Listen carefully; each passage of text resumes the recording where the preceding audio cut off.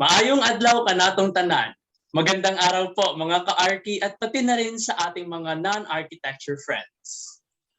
Assalamualaikum warahmatullahi wabarakatuh. Good day everyone. Good day partner. Good day partner. December 6 to December 12, 2021, we are celebrating the most awaited week of all architecture students, architecture graduates, and even our dear architects, the National Architecture Week. The fiscal year's now's theme is Future Forward Now. Yes naman partner, but as we forward towards the future, let us remember to take inspiration from the Filipino proverb, ang hindi lumingon sa pinanggalingan ay hindi makakarating sa paroroonan. We're looking back and rediscovering history and the architectural heritage of Muslim Philippines, straying away from the Catholic heritage for now. Tama ka dyan, partner. Ang gandang pakinggan, no? Ang gandang ulit-ulitin sa yung ang hindi lumingon sa pinanggalingan ay hindi makakarating sa paroroonan. Totoo nga naman. Kaya at this juncture, without further ado, let us proceed with our UAPSA-Litaan Season 9, Episode 3 with the title As Told by Architecture, Pre-colonial and Islamic Heritage. We will be your host for today's episode. I am Aljon Sorilla from UAPSA-NDDU Chapter. Alia Guiwa from Lyceum of Aligan Foundation. Joining us for this episode are guests Architect Malik, Diamla, and Mr. Kirby Araullo. So ayun, hello Architect Diamla and Mr. Kirby Araullo. Ayun, so as guest for today's UAPSA-Litaan, syempre we have to know you po. Architect Abdul, may we have a short introduction from you po? Like, what do you do po ba? Hello. Good morning. Assalamualaikum warahmatullahi wabarakatuh. So again, I'm Abdul Malik Jamla. I'm a freelancer architect and an ex-OFW in Jeddah, Saudi Arabia. So caveat lang, no? So I am not an expert in Islamic architecture, and with the presence of Sir Kirby Araullo, na nandito, medyo naka-pressure ng konti. Pinapanood ko lagi yung yung videos niya sa YouTube. Idol yan, idol. So, yun lang. Ayun, totoo nga naman po. Nakaka-pressure yun yung tumatak sa isip ko eh. Pagka-flash ng video ni Sir Kirby, oh wow, kaka-pressure naman. Baka gusto po ni Sir Kirby mag-host. Nakaka-pressure po talaga. Pero ayun, I'm pretty sure po na today's UAPSA-Litaan will be very informative po with the presence of the both of you po. So to proceed po, may we hear a short introduction from Sir Kirby Araullo. Ayun, good morning sir. Good evening. Good morning. Oh yeah, evening. Madilim na, sunset na dito. Yeah, so maraming salamat. Mabuhay, as I say in my videos, mabuhay o sa Kapampangan, luwid kayo. Thanks for having me today and nakaka-pressure din. But yeah, ako si Kirby. My name is Kirby Pabalan Araullo. I'm a historian, content creator sa YouTube and other platforms, and author and a culture bearer na currently based dito sa California. And I've been actually teaching pre-colonial history for more than 10 years now in different capacities, including a college course sa University of California dito sa Davis, where I also helped found the Bulosan Center for Filipino Studies. Currently, I'm pursuing my graduate studies at Harvard in the fields of history and government. Pero hindi pa tapos. So I'm really passionate about empowering our youth, especially our youth and our people in the Philippines through knowledge and creativity. Yeah, and fun fact, before I forget, I actually studied architecture my first 2-3 years of college before switching to history. Sabi kasi nung academic counselor ko, mas malakas ako sa history. So, pinag-switch niya ako ng major. Anyways, so yeah, today's topic is really exciting for me then. Thanks for having me. Thank you for that, Sir Kirby. Grabe, habang introduction pa na yan, parang nakangangalang ako dito. Diba? Same. Natatameme ako kay Sir Kirby tsaka kay Architect Diamla eh. Ayun, so Sir Kirby, ano po ba yung ipe-prefer niyo na itawag po sa inyo po? Would you be okay with Sir Kirby po? Yeah, kahit ano, whatever is comfortable for you. How about Architect Jamla po? Is Architect Jamla okay po? Okay lang, okay lang. Kahit Kuya Malik na lang, okay lang din. Pwede Okay rin, naman po. pwede rin Kuya Kirby na lang. Ah, So, ayun, Kuya Kirby tsaka Kuya Malik na po. Kuya So, Malik. ayun, mga ka-archi natin tsaka mga non-architecture friends. Ayun, let us welcome Kuya Kirby or Sir Kirby and Kuya Malik or Architect Jamla. Ayun. So, I think we're done with our short introduction, partner. Yes, now that we're done with our introductions, we will now proceed to the flow of our episode. First, we will hear stories from pre-colonial Philippines that need a retelling from Kuya Kirby, followed by insights on Philippine Islamic architecture from Kuya Malik. Then, we can have a discussion on those topics after each guest has shared their part. Ayun, thank you for that, partner. Ikaw ba, partner, baka gusto mo mag-introduce ng konti lang naman. Para din makilala tayo ng ating mga mga Okay. ka-archi, Yeah, okay lang then. So again, I am Alia Guiwa from Lyceum of Iligan, and I am currently a fifth year BS Architecture student. Stress Ayun. thesis, yes. Ayun. So, ayun. Hello, archi friends. Hello, mga non-archi friends din namin. I am Aljon Sorilla from UAPSA-NDDU chapter. Currently the Vice President for operations of UAPSA-NDDU, and eto, para active na rin, active member from Area D, and ayun. So, before we proceed, may we ask, do our guests have any questions po? Baka may gusto po kayong itanong before we proceed with the UAPSAlitaan proper po. Ano po? Okay, so if none, I guess we can now proceed with our first segment. Mr. Kirby Araullo, or Kuya Kirby, you now have our ears. Maraming salamat.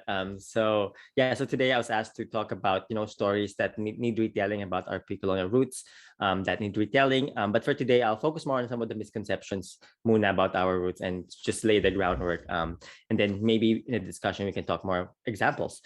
Growing up in the Philippines, even in the Philippines, there's this misconception that before we were so-called discovered by Magellan 500 years ago, na napaka barbaric, isolated, at uncivilized ng Pilipinas, that we didn't have any civilization or we're not connected with the rest of the world. When we know that is not the case, it's entirely false.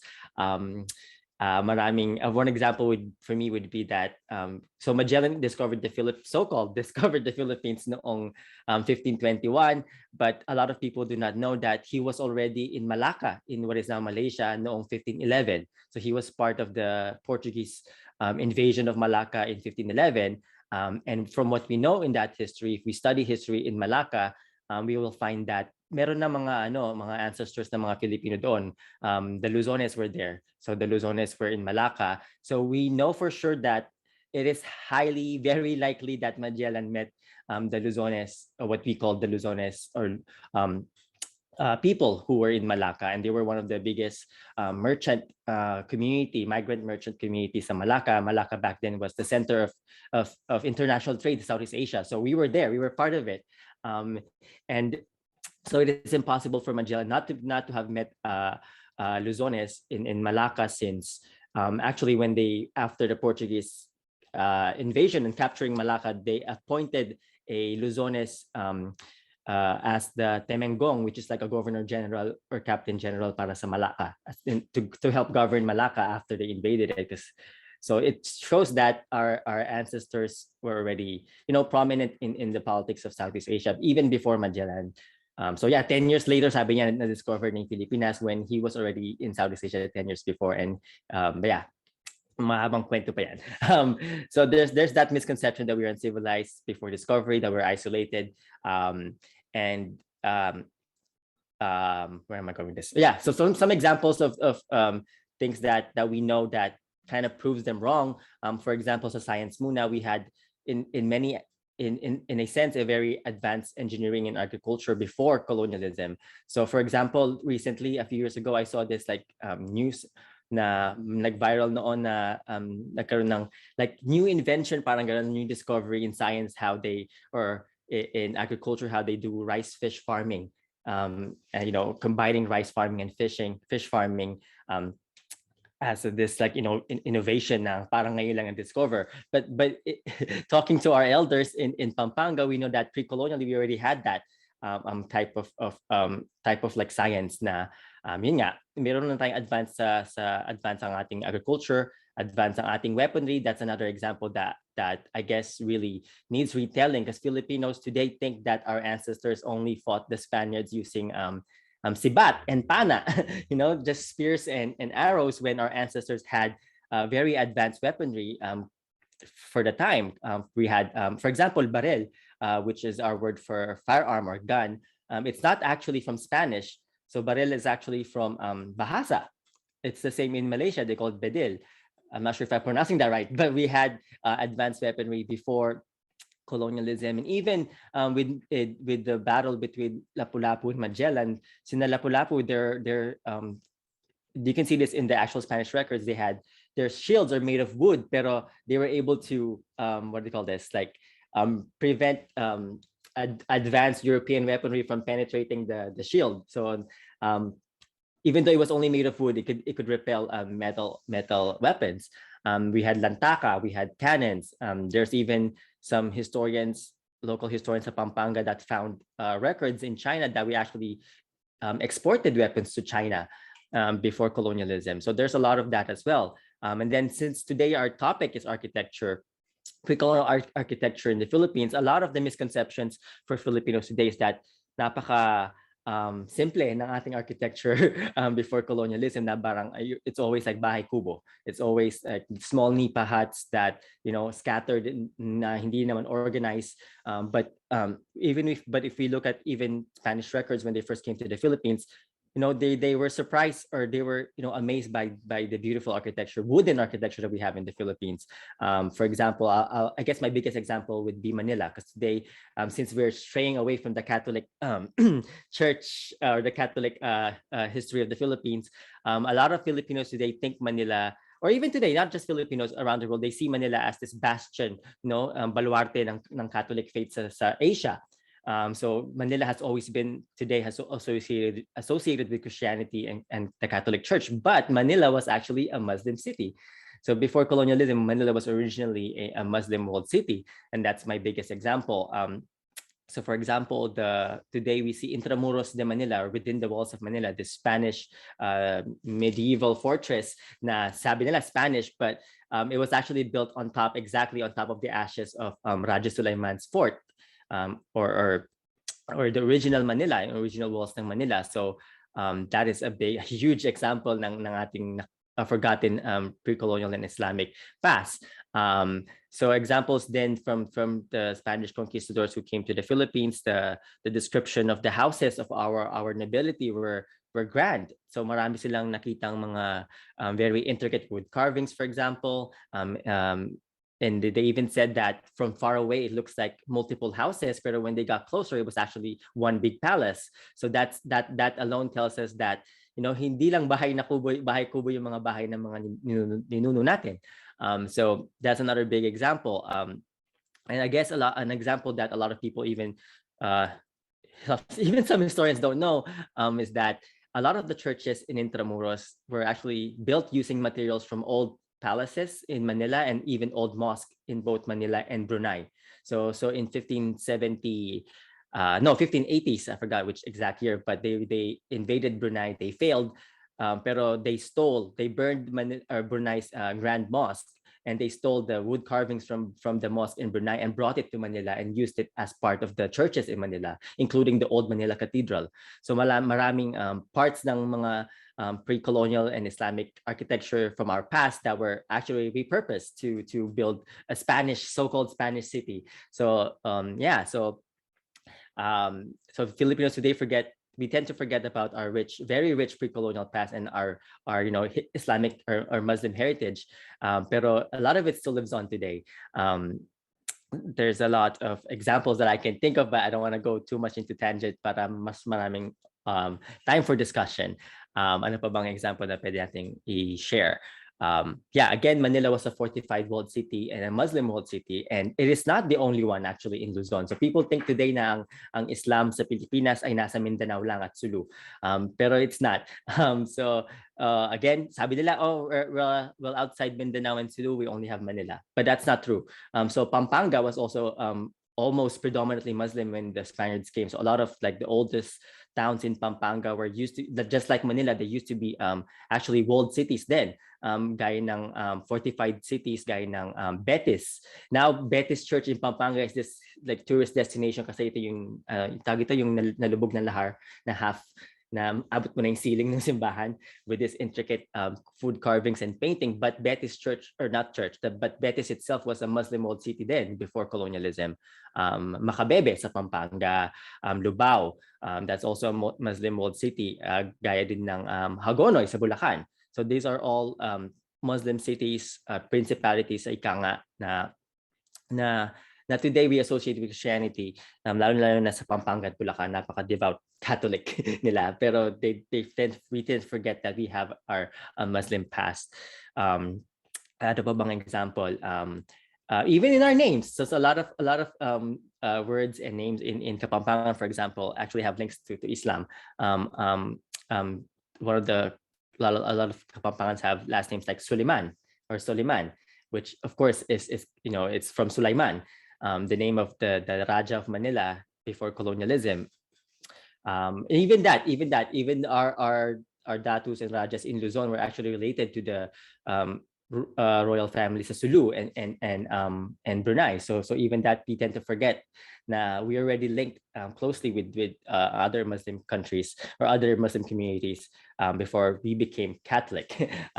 So maraming examples, and I'll just end my part for now with this word in Tagalog, or in many Filipino languages we say salamat to simply mean thank you, but a lot of Filipinos forget that salamat actually has a deeper meaning, no? So our ancestors used to use salamat not just to say thank you, but they use it to express gratitude by wishing the other person peace, prosperity, and good health. So today, Muslim communities in cities like Manila, even in Pampanga, they face discrimination.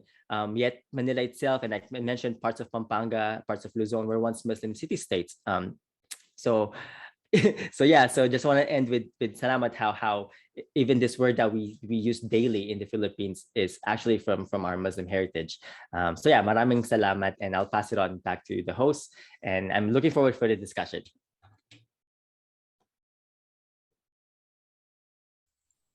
Yes, thank you so much po, Kuya Kirby. Maraming salamat for sharing those stories, and I was really enlightened upon hearing, yung mga hindi alam and some are forgotten, like pre-colonial, our pre-colonial pasts that links to Islam. And I am very amazed and very grateful na nalaman ko yun from you, or you shared that to us. Thank you so much po. And how about you, partner?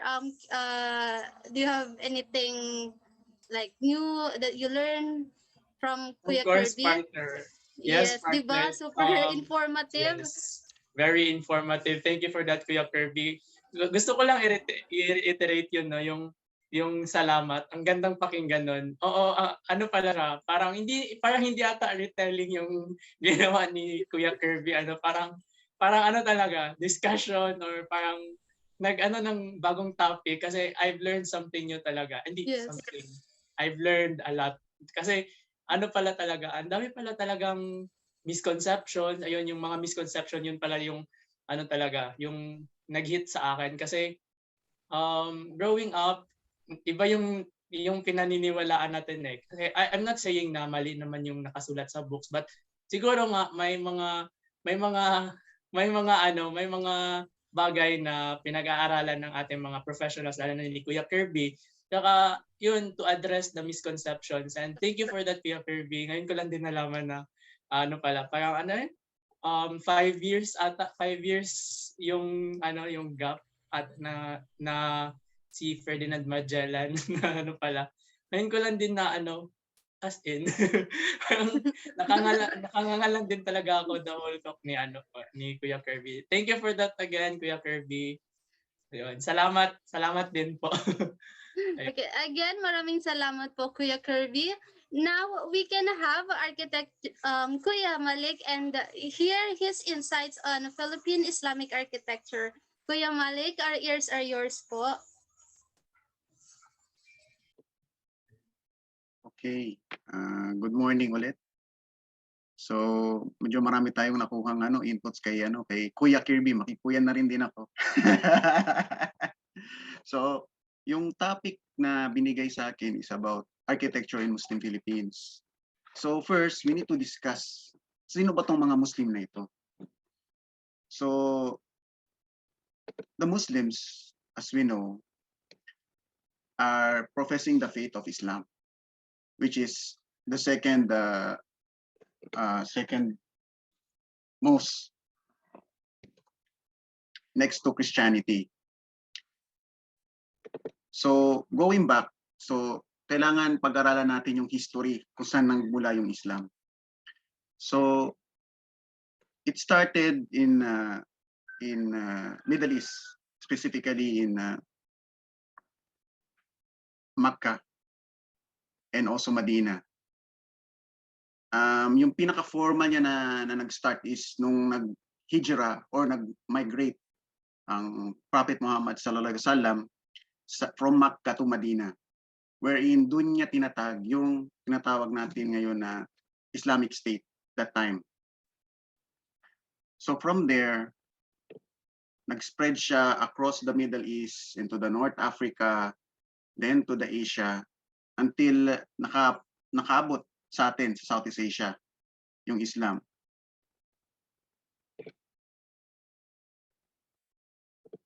So just an explanation about Islamic architecture. So according to Spahik Omer, Islamic architecture represents the religion of Islam that has been translated into reality at the hands of the Muslims. It also represents the identity of Islamic culture and civilizations. So from the very simple na pagsisimula ng mga Muslim ng Islamic civilization sa Medina, doon natatag yung mga principles or concepts na kanilang dinala from that area nung nag-spread na sila sa buong mundo.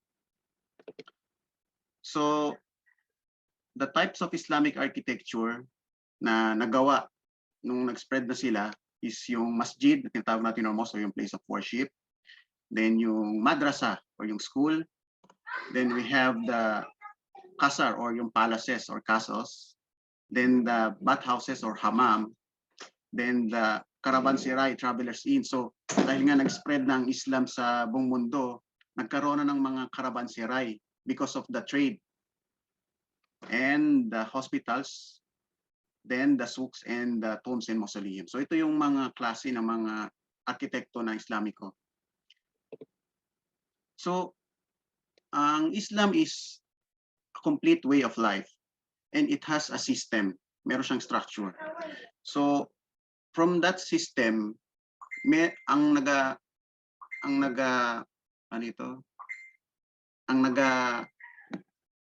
kung saan pwedeng magmula yung mga konsepto at prinsipyo sa bawat pamumuhay ng bawat Muslim ay yung tinatawag na Sharia o yung Islamic law. So the Sharia is the one that regulates a Muslim and a society. And also the objective of that is to promote the welfare of the people. Then the Sharia was deduced from different sources like the Holy Quran, which is yung banal na aklat ng mga Muslim, yung Sunnah or yung mga kasabihan or mga gawa ni Prophet Muhammad sallallahu alaihi wasallam, yung tinatawag na ijma o yung juridical consensus ng mga jurists noon noong unang panahon. Then we have the qiyas, analogical reasoning, and the urf or the customs and traditions. So meron tayong dalawang main principles from that sources. So we have this tawhid na tinatawag. So itong tawhid is the unification or oneness of God. And then we have this Khalifa, which is the vicegerent or steward, which is ito yung binigay na title sa mga tao. So according to Stefano Bianca, while Islam did not prescribe formal architectural concepts, it molded the whole way of life by providing a matrix of behavioral archetypes, which by necessity generated correlated physical patterns. Therefore, the religious and social universe of Islam must be addressed before engaging in the analysis of architectural structures. So like yung sinabi ko kanina, dapat maintindihan muna natin yung mga concepts and principles behind those structures. So meron tatlo, ginawa ko na lang tatlo siya, pero marami pa ito. Yung mga Islamic guiding principles with regards to architecture is yung privacy, then coexistence with the environment, and simplicity. So sa privacy, we have this tinatawag na architecture of the veil or hidden architecture, because ang konsepto sa Islam is hindi siya yung hindi sila nag-emphasize sa exterior but on the interior. Then we have the segregation of public and private spheres. Then the segregation of male and female spaces. Then second one, the coexistence with the environment. So dun sa mga structures nun, especially sa mga housing, merong mga central courtyards that provides natural ventilation and lighting. And also the landscapes and the use of available local materials in construction. So kung sa Middle East, like kung ano yung available materials like the mud and brick, yun yung ginagamit. Like kung dito na naman sa atin sa Southeast Asia, mga wood. So yun na naman ang ginagamit natin sa pagtayo ng mga different structures. Then the last one is simplicity.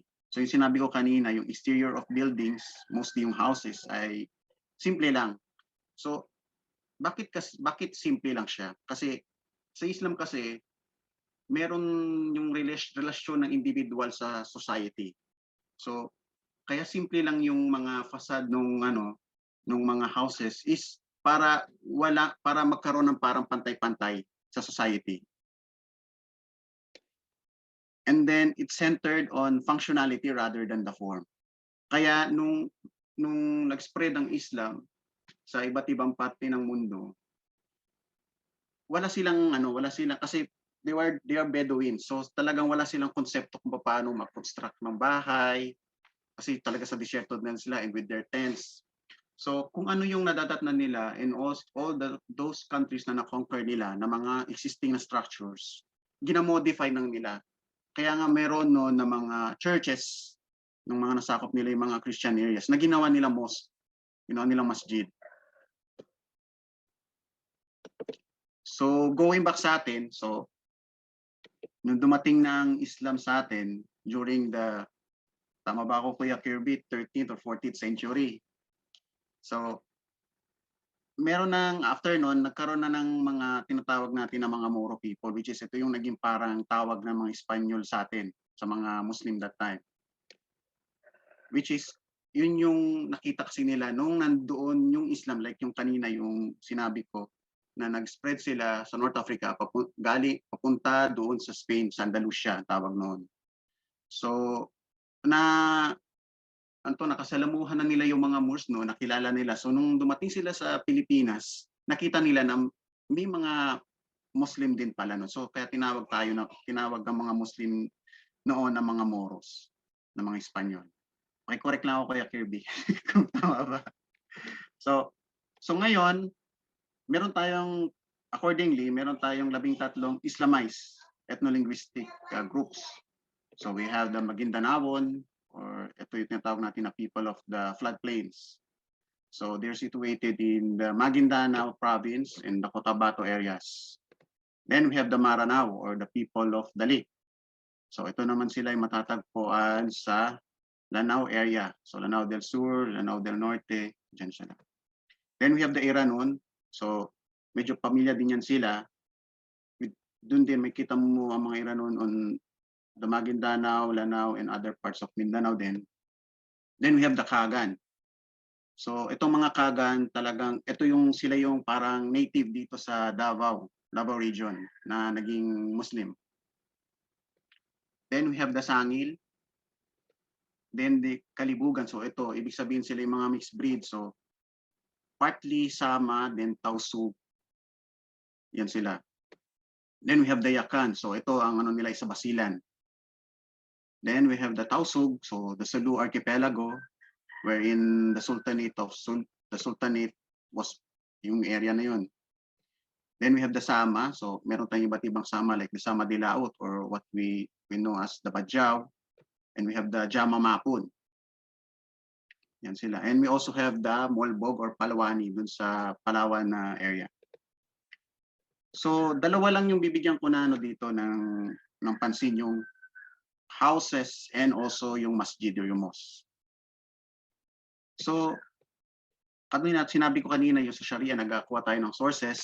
So sinabi doon ng Allah subhanahu wa ta'ala is, Wallahu ja'ala lakum min buyutikum sakanan. So ang ibig sabihin nun, translate sa English is, Allah has made your houses a place of comfort for you. Yun siya. So ang bahay is ano siya, talagang relegated siya as a resting place, comfort place. Yun siya. So yun yung ano niya, yung konsepto. So yung different Muslim tribes natin ay may mga ano rin, may mga distinct architecture yung mga bahay nila. So for example, yung sa Tausug. So yung meron tayong tinatawag yung baysug nila. Then yung sa Maguindanaon, yung Walay. Then yung Iranon is yung Torogan, which is somewhat the same din sa Kagan at Tugan, and Maranao, yung pinakakilala natin na Torogan, which is yung residence ng Datu sa area. And consisting ng ano, yung pinaka-prominent na feature niya is yung panolong or yung mga beams, yung end beams niya na colorful with all the Naga motifs and ochre. Then we have the Sama people like the Luma, yung tawag nila, yung Yakan, and also yung Sama. Then we have the Lepa, or yung tawag ng mga houseboats ng mga Sama Dilaot. Okay, so proceed tayo sa masjid. So again, I will quote Quranic verses dito. Sinabi dito na inna awala baitin wadura ila lilnasi alladhi bibakka. So surely the first house of worship established for humanity is the one at Bakka or Makkah. Ito tawag natin. So another one is yung hadith. Ito, so sabi dito is, Uthman bin Affan reported that the Messenger of Allah, peace and blessings be upon him, said, whoever builds a masjid for Allah, Allah will build for him a house like it in paradise. So very ano sa amin yun, importante. It's a good deed na inshallah kami, ewan ko sa iba, but I think majority ng mga Muslim is talagang pangarap na makapag-construct or maka-create ng isang masjid. Especially sa amin, like ako, I'm a half Maranao. Talagang, ewan ko, hindi ko lang alam sa other tribes, but talagang, ano yan, matik na yan. Basta kunwari pupunta sa isang lugar ang mga Maranao, talagang, as much as possible, gagawa sila dyan ng masjid. Kasi nakikita nila importansya nung masjid sa lugar nila. So, ano ba yung mga parts ng masjid, no? Typically, ito yun sila. So, we have the mihrab. Ito yung niche in the wall that faces the Qibla. So ang Qibla is yung directional axis towards the Kaaba, kung saan naga-face ang mga Muslims pag nag-pray or we call Salah. Then we have the Mimbar. Ito yung pulpit where the Imam who leads the prayer stands to deliver the khutbah or yung mga sermons. Then we have the minaret. Ito yung tower used to call the Adhan or yung call to prayer pag magsimula na yung prayer. Then we have the Sahan or yung formal courtyard, which is surrounded by the riwak or yung arcades. Then we have the Iwan, yung rectangular hall or space usually walled on three sides with one end entirely open. Then other architectural elements included yung arches, pointed or horseshoe. Then the calligraphy, Arabic calligraphy. and the arabesque or geometric design. So itong mga design ito, like yung calligraphy and geometric designs, ito ay implication because yung sinabi ko kanina na yung tawhid.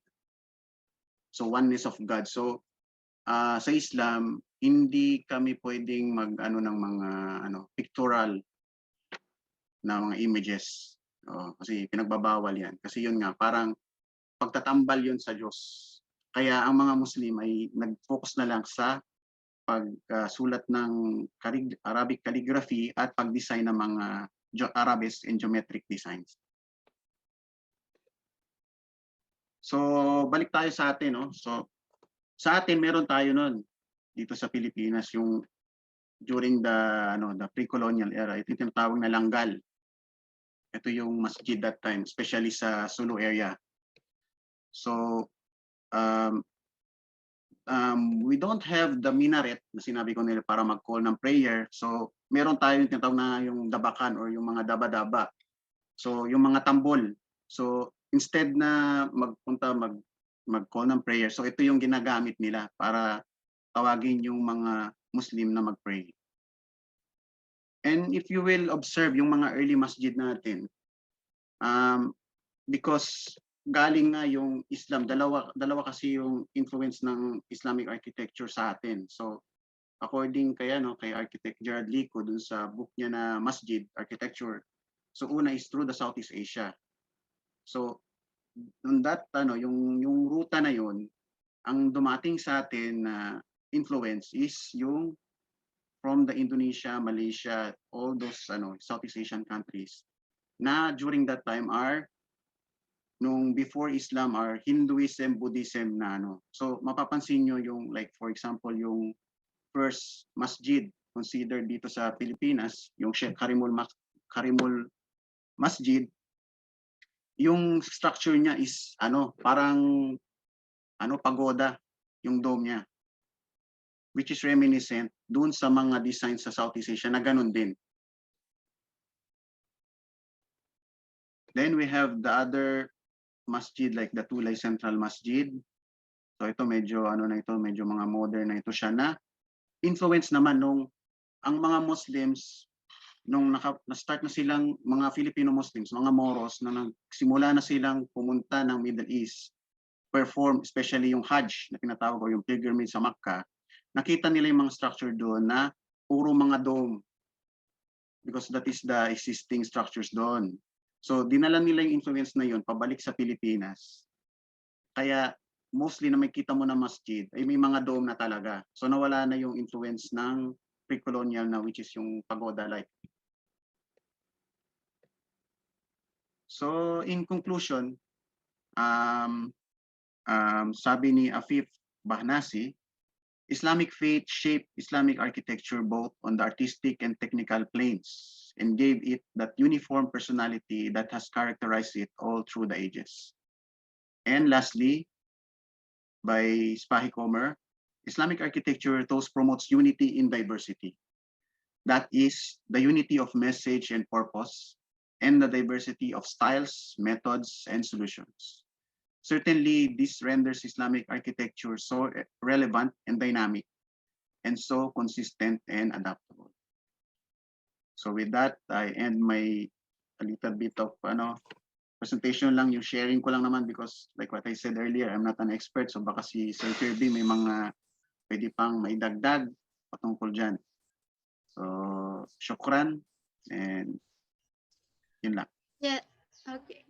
Maraming salamat po, Architect, for your discussion. So, while I am as a Muslim and as a Mara now aware of some of the things that you said, pero like I still learned so much, especially dun sa part ng Islamic architecture about the houses and the masjids, and it's very eye-opening kasi usually hearing it, especially hearing it from a Muslim architect, kasi usually I heard it from my non-Muslim professors or my non-Muslim friends, and then I'm happy and much excited sa mga non-Muslim listeners natin kasi they have this chance and opportunity to learn Islamic Architecture from you especially po. Thank you so much, Architect.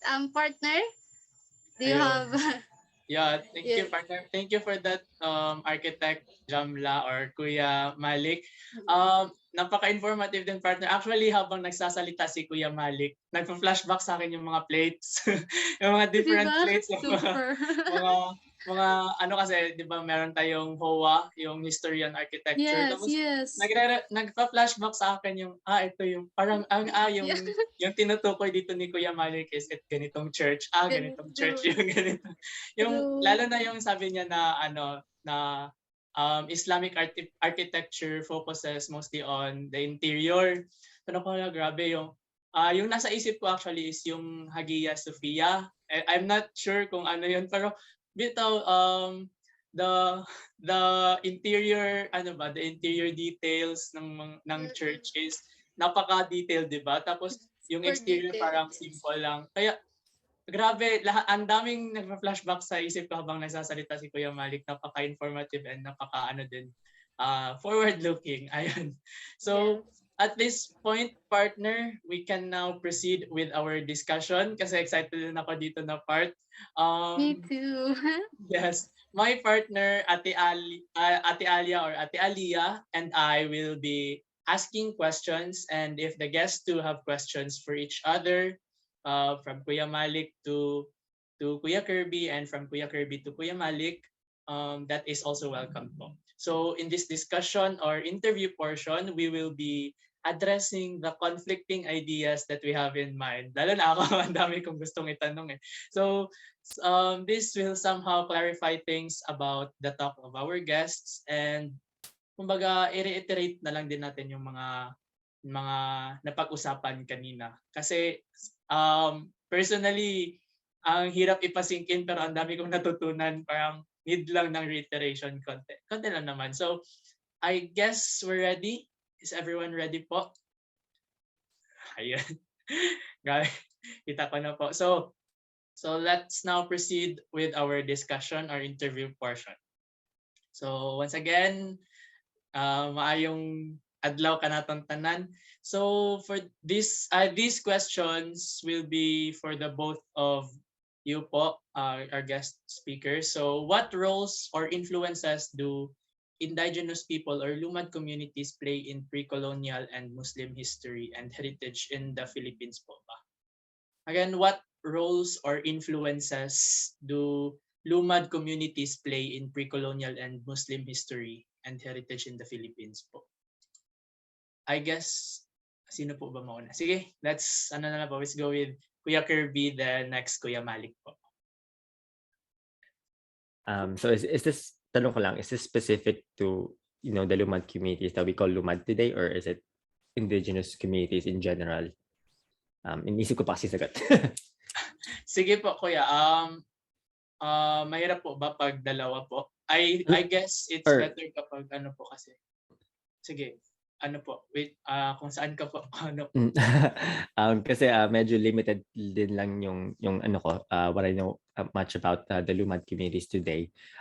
But for me, just want to reiterate that our indigenous influences before colonialism is still very much alive. We see it in a lot of our culture, even in the Catholic side of the Philippines. Marami tayong makikitang influences from our indigenous pre-colonial past. Even sa churches, actually, share ko na lang din. Sa mga Catholic churches sa Pampanga, we actually have wood carvings that have roots from our pre-colonial past. So meron, I can, for example, not necessarily Muslim, pero yung Kapampangan version ng Bakunawa, yung lawo, makikita mo yan sa church beams ng mga matatandang cathedrals sa Pampanga. So that alone, we see a lot of the influences of our indigenous roots sa ating present day society. Yeah, so marami akong there's a lot of examples, but I'll let Kuya Malik share more if he wants to. If he has any, and I'll probably add more later pag naisip ko ulit. Okay po. So ayun, Kuya Malik, may dadagdag ka po ba? Okay, so sa pagkakaintindi ko, no, kasi because in Mindanao lang, mag-focus lang tayo sa Mindanao, and also the Lumads there. Lumads and the Moros before, may mga instances na nag-war sila, but meron din instances na they are living peacefully with each other, coexisting with each other. So may mga, like for example dito sa may mga existing pa rin, like especially sa houses, may mga ito tinatawag natin ng mga superstitions. I think ito yung mga medyo related sa mga lumad natin, kasi because mga lumad, and I think architect Glory Rose, medyo expert yan sa mga ganyan. May mga ritualis yan silang ginagawa bago mag-construct ng isang bahay, di ba? Meron yan. So sa sa ngayon existing sa mga Muslim, like yung mga nakakausap ko minsan, may mga ganon din na mga practices. For example, like kailangan ang front door should be facing the east to bring good fortune. May mga ganon pa. Oh. Then also may mga like kailangan yung mga steps, mga ganon na kailangan pag binibigkas mo, kailangan nakabuka yung bibig mo para maluag, like 1, 2, 3.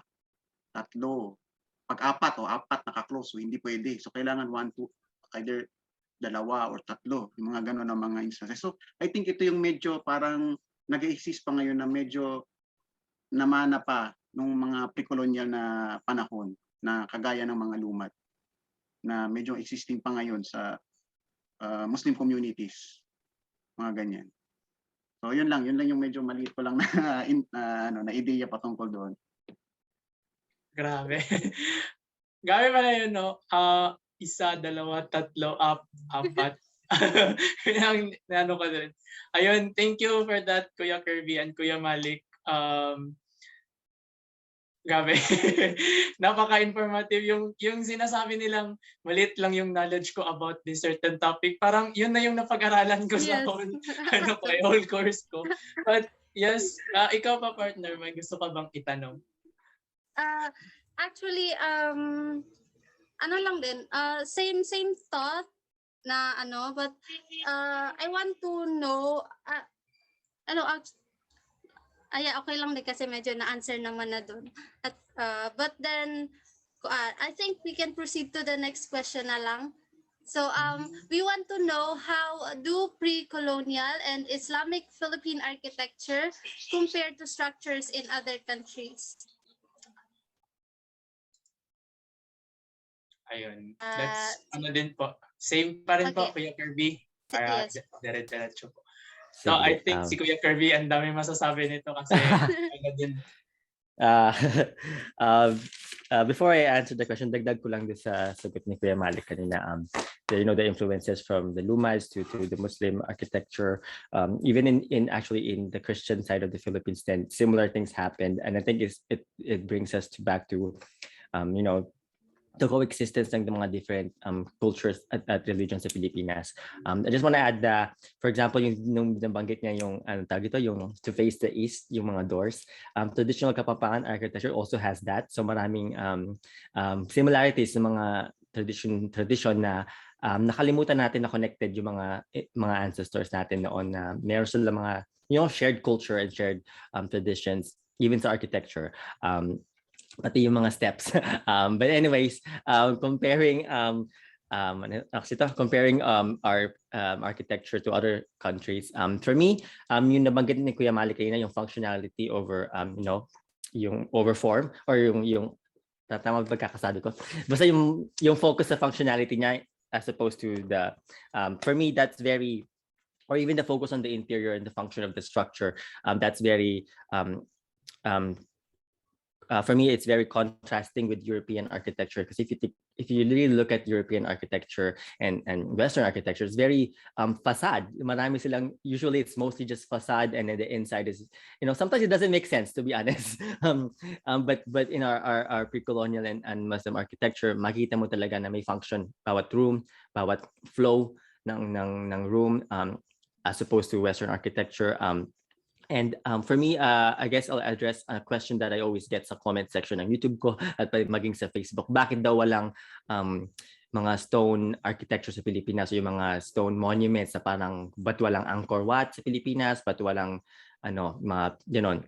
For me, it speaks to the fact that our ancestors really focus on the function over the form, or kung anong purpose nung structure.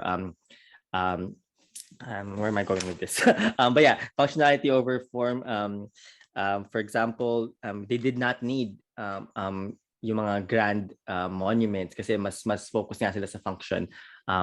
Yeah, so for me, I really appreciate that about our traditional architecture sa Pilipinas, mapa pre-colonial man or Islamic, na napaka functional ito, napaka useful ito, at hindi siya pretentious as opposed to other cultures or other even when Christianity came to the Philippines. Marami sa mga simbahan. Actually, kung titignan mo yung mga maraming simbahan sa Pilipinas, it's very facade muna yung focus nila, but then when you go inside, it's very simple, or very, it's not as grand or basta. But yeah, yung sinabi ni Kuya Malik, it's very telling ng ating culture that our traditional cultures have been very focused on functions, which is for me is actually more, I appreciate more.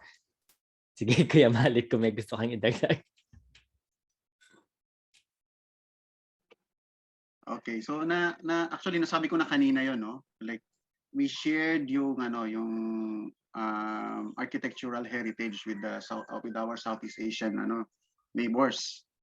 So kung yun nga yung, like for example, yung sinabi ko kanina, yung pre-colonial masjid, medyo may similarity siya sa Indonesia and Malaysia.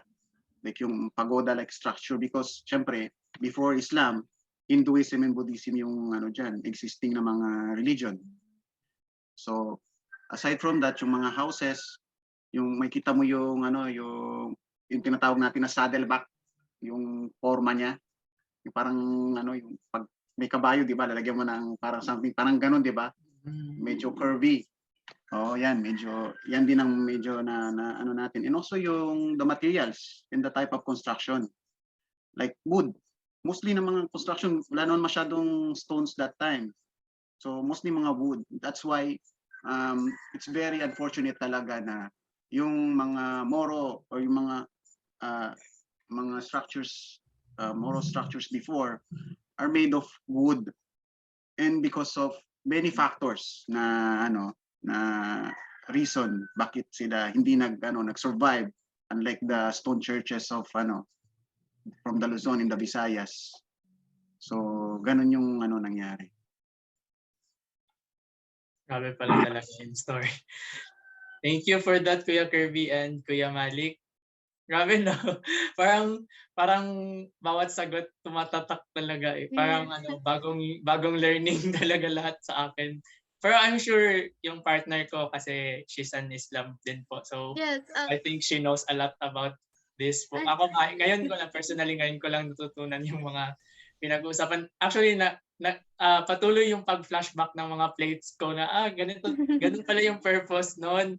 Ganun pala, it's to shape the identity of every country, or it represents beliefs, cultures, ganun talaga. Ikaw ba? Well, sa sinabi mo, actually, well, yes, meron akong but then meron ako, I'm aware of some of the things that Kuya Malik said about Islam, but then still I have a lot to learn, and then right now sobrang dami ko nang nalaman from Kuya Malik. And then with our question, diba, to like compare the how Islamic Philippine architecture compared to structures in other countries. So share ko lang din. So like before then, actually I when I went to US, napansin ko din yan actually. So like, diba, our Islamic centers here are masjids, and then super like both exterior or especially sa interior, grabe yung detail and this. Tapos yung flow niya, like yung flow or circulation sa loob ng mismong masjid or ng structure, mapapansin mo talaga. And then when I came there, medyo nanibago ako. I was like, oh, okay, ganito dito sa kanila. Here, di ba, we have different entrances for female and male Muslims pag pumapasok sa masjid. And there, medyo okay lang, open for both guys and girls. So medyo napansin ko lang din doon before before medyo okay ganun pala, but then right now na nagdi-discuss tayo, ganun yung differences pala, medyo na-gets ko na din. So thank you so much po for opening our eyes regarding to those po. And then we can Ayun. proceed to the next. Yes. Totoo yun, partner. Actually, kaya nga, I think one of the most beautiful things nandito sa UAPSA-Litaan is for the host to learn din. No? But yes, basically, we're here to learn din naman. Hindi natin alam yun eh. But yes, regarding that, about learning, syempre, meron po ba kayong masasuggest? Where can we learn more about history and Islamic architecture po?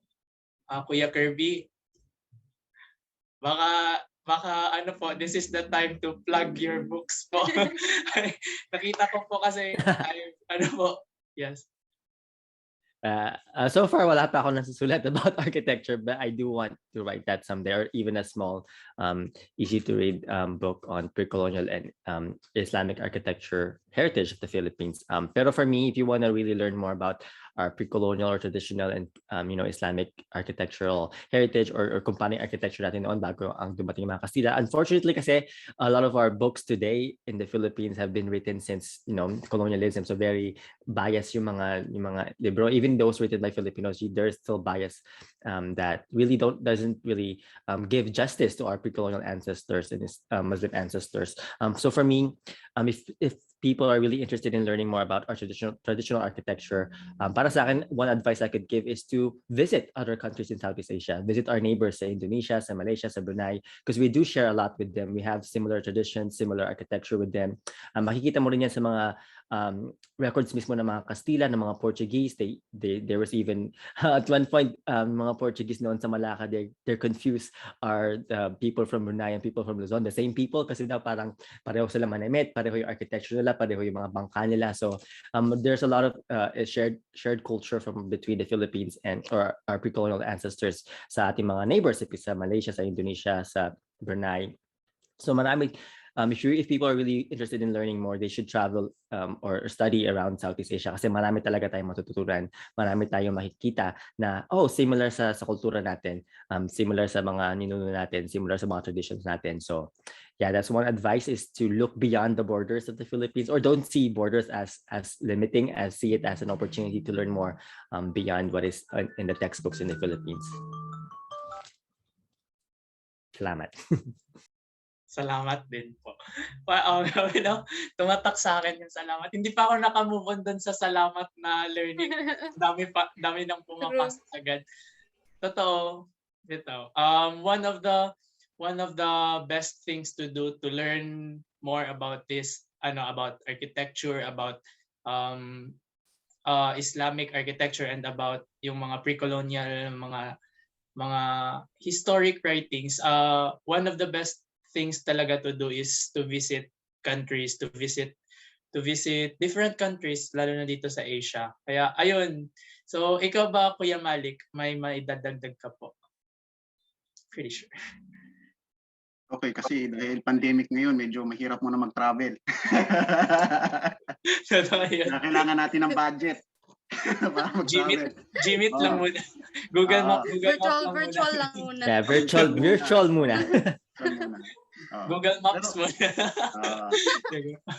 So, yun ang bali, in terms of yan, mga references or to learn more about specifically Islamic architecture and culture, history.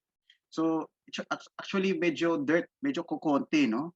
Pag patungkol sa talagang ako ginatry ko kasi I have talks with architect Glory Rose to come up with yung parang Mindanaoan na book.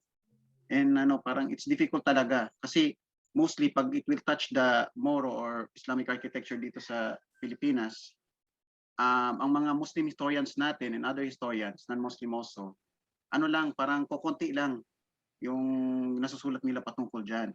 So I think it's about time na siguro maybe this will be the start, no, na baka pwedeng makapagsulat tayo, like yung sinabi ni Kuya Kirby kanina about yan, pre-colonial and also Islamic history and architecture.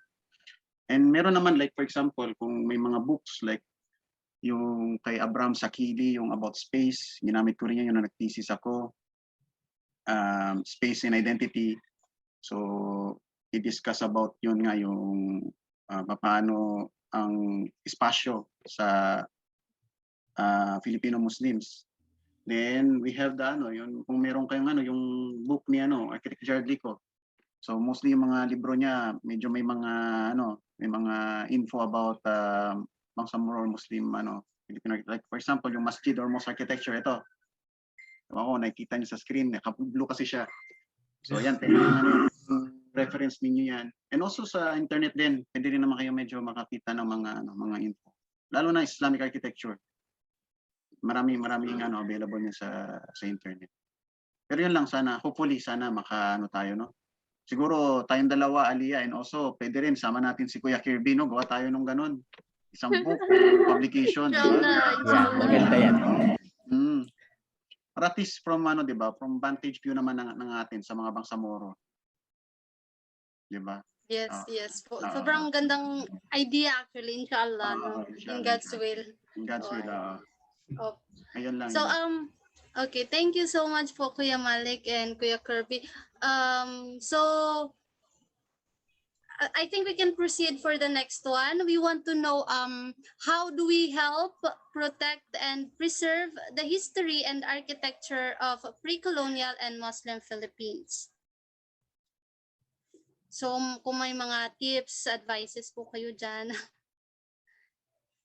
Kuya Kirby and Kuya Malik. Yes po Kuya Kirby tsaka Kuya Malik, kasi syempre yung mga listeners natin, mga watchers, mga viewers, mostly sa kanila mga architecture students. Meron din namang mga non-architecture students, but I think our UAPSA-LItaan season 9 is meant to be listened by yung mga talaga and audiences natin are architecture students from different schools, and as architecture students parang it's a challenge for us to kung how do we protect and how do we preserve the architecture or the history and architecture of pre-colonial and Muslim in the Philippines po.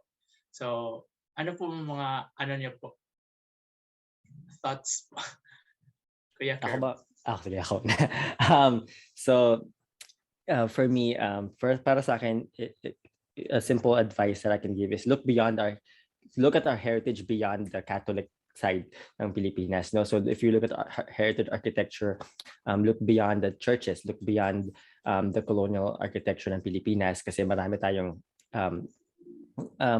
nawawalang knowledge or nakakalimutan na, because we always focus on the Catholic side ng Pilipinas.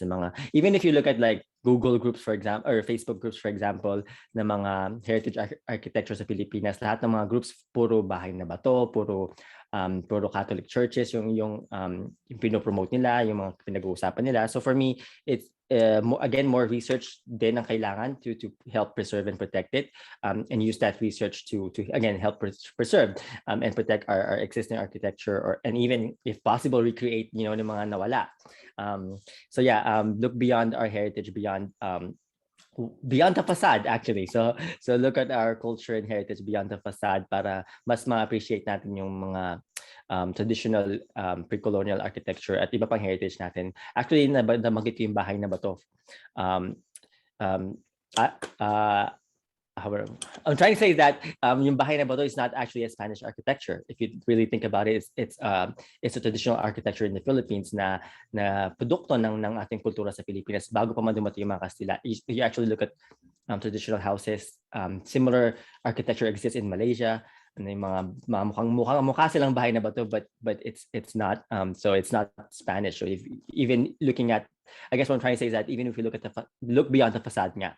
So even if you look at what we call colonial or Spanish architecture in the Philippines, if you really study it, hindi siya Spanish. It's very traditional sa kultura natin. So again, my simple advice that could be applied to anything is that we should appreciate our culture beyond what we see on the surface na napaka-westernized. Yeah, so Kuya Malik.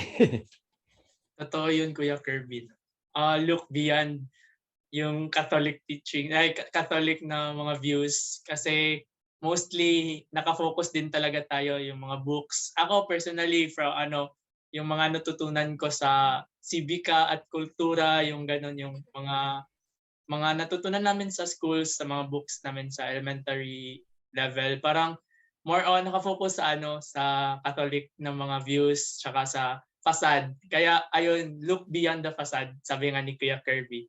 Tsaka I think dito ko mailulusot yung i-reiterate ko lang yung sinabi ng partner ko kanina na ang hindi ang hindi Hindi lumingon lumingon. sa pinanggalingan ay hindi makakarating sa paroroonan. Because basically yung Islamic architecture tsaka yung mga architecture sa pre-colonial era is kumbaga sila yung pinanggalingan. Sila yung sabi nga ni Kuya Kirby, meron na tayong bahay na bato noon pa. Kaya I think it's time lalo na sa mga youth diyan, it's time for us to be educated about this and to educate others then as well kasi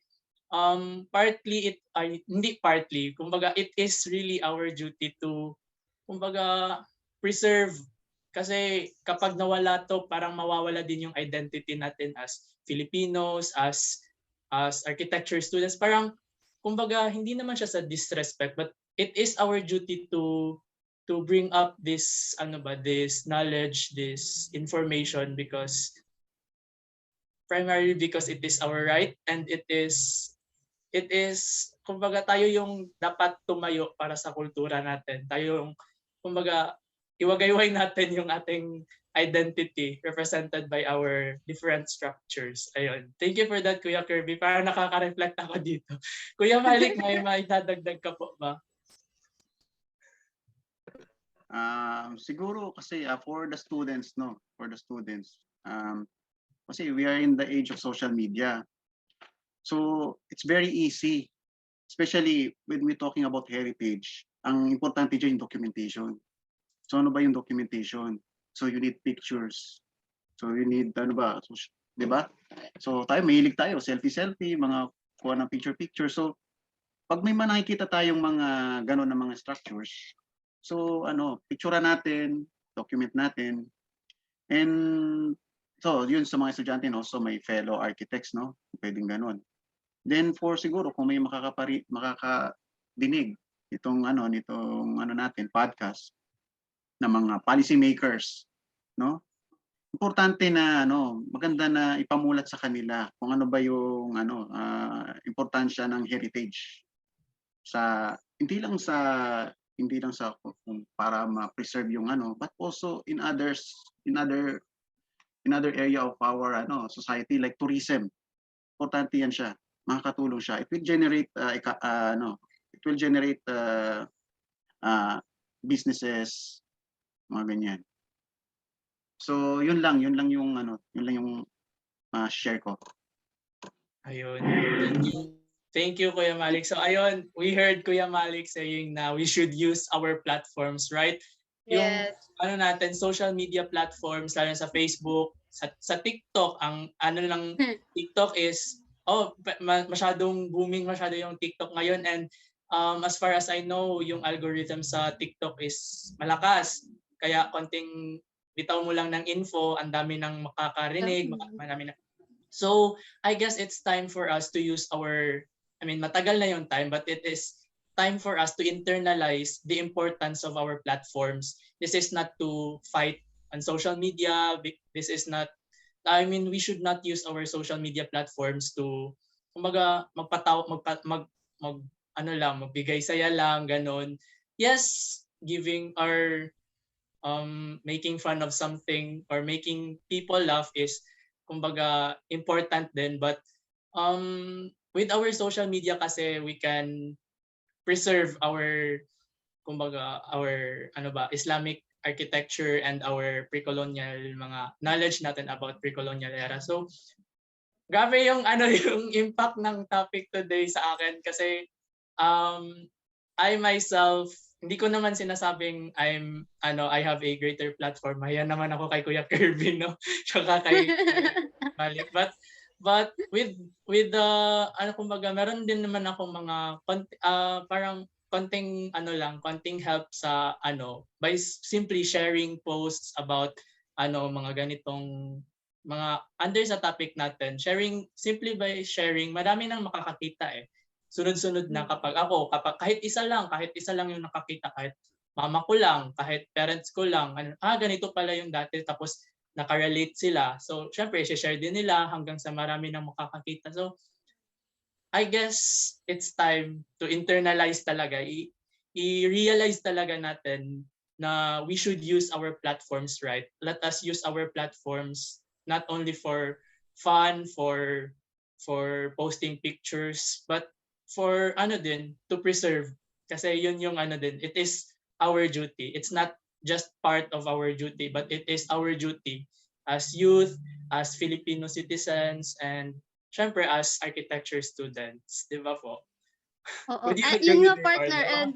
And aside nga dyan sa social media, agree din ako doon sa sinabi ni Kuya Malik kanina to kahit simply take picture lang para sa documentation, ganyan. Kasi I can relate because I love taking pictures ng structures or like especially like buildings, ganyan, or mga anything archi related, ganun. And then people would always ask me, why do you always take pictures? Do you really have to do that? Or ganyan. And I was like, because aside from I want to, I think like it's gonna be like I'll be using it siguro sa future kasi I want that in the future I have something to look back na uy ganito pala before, we have this before, or like in the like years from now I can show something sa kids ko or like sa mga grandkids or sa other people. For example, when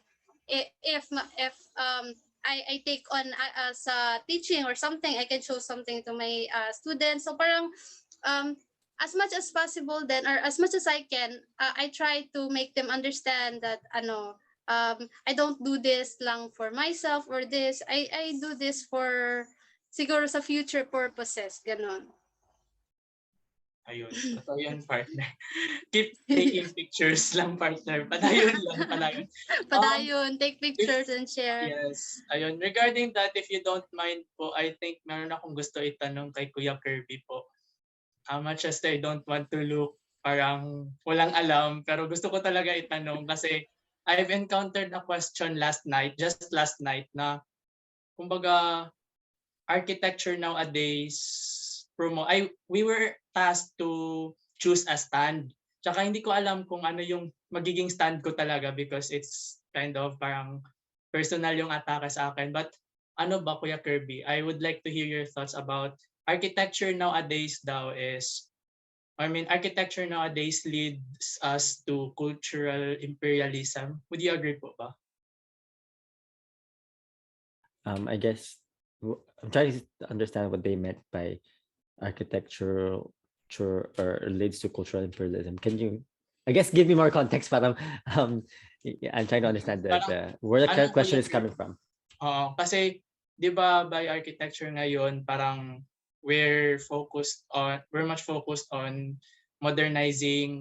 Parang masyado nating ina-embrace yung modern yung modernization. Ayun yung sinabi mo kanina, yung green architecture, yung ganun. So much like naka-focus tayo sa facade and such. Yeah. So and we know that through architecture we can kumbaga nagiging unified, tama ba yung term ko? Nagiging isa yung pananaw natin about cultures and So would you agree po ba that it leads us to cultural imperialism?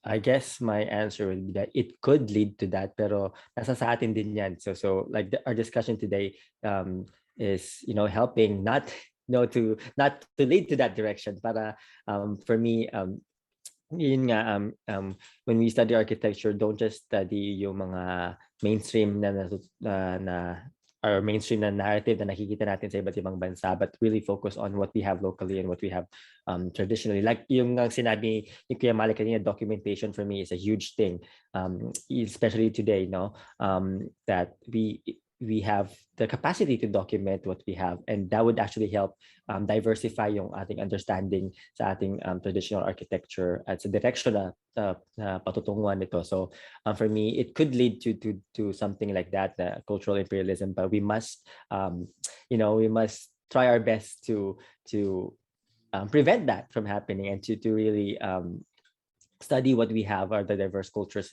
in the Philippines and traditions natin. Yeah, so I guess my answer is that it could lead to it, pero nasa sa atin din yan. We have the capacity din naman to prevent that from happening, and to enrich our understanding ng ating traditional architecture, or even modernizing our architecture. Actually, if we modernize our architecture, we can modernize it in a way that still pays respect to our past, na taking lessons from our past and really applying it to the modern architecture. So yeah, hopefully I answered the question. You did, Kuya Kirby. Actually, naka-reflect din ako kasi yung naging sagot ko sa doon is parang, actually, I'm an advocate of green architecture po, pero hindi ko naman sinasabi, disclaimer lang po sa mga advocate din dyan ng green architecture. No, we're not against green architecture or modernization, but we are here to, kumbaga, ipa-realize sa ating lahat kung ano yung importance, yung essence ng ating, yung ating past, ng ating pre-colonial era, tsaka ng ating Islamic architecture. So, ayun, totoo yung sabi ni Kuya Kirby na we can prevent that kasi we're not kumbaga, we're not totally neglecting or rejecting that idea. But as at the same time din kasi, while we are embracing modernization, it is part of our duty then to remember, kumbaga, to apply the kumbaga, mga structures, mga different learnings natin about pre-colonial era and Islamic architecture. So ikaw po ba, Kuya Malik, may madagdag ka din po ba? Because I'm still learning po. Actually, I agree with Kuya Kirby patungkol dyan, no? And also kung yung ginadiscuss mo is about sustainability or green, actually ako rin advocate din ako niyan. Actually, our pre-colonial past, yung mga structures nila, type of structures are sustainable. Sustainable sila. Yun ang dyan. So parang yung pag-advance natin ng sustainability is parang continuum lang siya nung past. Binabalik natin. Kailangan bumalik tayo doon kasi yun din yung nagiging solusyon natin sa ngayon na mga kinakaharap natin ng mga problema. Totoo. I guess yun yung isa sa mga misconception kasi a lot of us don't know na yung mga structures din pala dati they consider sustainability din. Yung ngayon is kulang lang tayo ng knowledge, kulang lang ng more education about this topic kasi hindi ko din kasi alam na mas pala, may sustainability din pala, nako-consider din pala yung doon, yung financial something, yung mga ganun na mga aspeto. So ayun, thank you for that, Kuya Malik and Kuya Kirby. Thank you for that. Ikaw ba, partner, may tatanong ka ba? No, yes, yes, actually, I like how Kuya Kirby said kanina that it's always up to us, no, kung if we'd let those modernization, kumbaga. So like gaya ng sabi niya, or para sa akin din ganun din na kahit ano pang dumating sa atin, or kahit ano pang modernization yan or something, we can still, it's always up to us, we can still do something. Gaya nga na sabi niya kanina, kahit modernization, we can still what do you call this, parang mag-incorporate pa din or i-incorporate pa din natin doon yung heritage natin or yung past natin. So yes. So Yes. I think we're down to our last question, partner. Or Yes, partner, yes. yes, okay. So for the last one, we want to know po, Kuya Kirby and Kuya Malik, what's your favorite pre-colonial or Muslim architectural building? Local or abroad po? Kayo po bahala. Kuya Kirby. Ako pala una ulit. Actually, nabanggit ni Aljon kanina yung Hagia Sophia or Hagia Sophia sa Turkey. So for me, I really, I have a lot of favorites, but that's one of my favorite architectures sa labas ng Pilipinas kasi it shows you the functionality or the evolution nung building na yun. Napaka historic. It used to be like a Catholic church, tapos naging or Eastern Orthodox church, Catholic church, tapos balik sa Eastern Orthodox, tapos naging mosque, naging museum, tapos ngayon Grand Mosque na naman. So it shows that architecture is not stagnant. Hindi siya, basta tinayo mo lang, andyan na yan. It changes. The function changes over time as our society changes. So yeah, that's one thing I can think of right now even sa Spain, napakarami example na marami sa Pilipino, they look up to Spanish culture. But if you go to Spain, there's a lot of Muslim architecture that still exists na nagpapayaman sa kultura ng mga Kastila. So for us in the Philippines, makikita mo rin yan, or we should appreciate that more. And nabanggit ko na locally, I don't have a specific building, pero if I have to give one answer, it would be yung mga ancestral houses sa Pilipinas. For me, for example, sa Kapampangan, we call it Balay Matwa, or the old house, because we see it not just as a building, but as a building that ages along with the family that lives in it.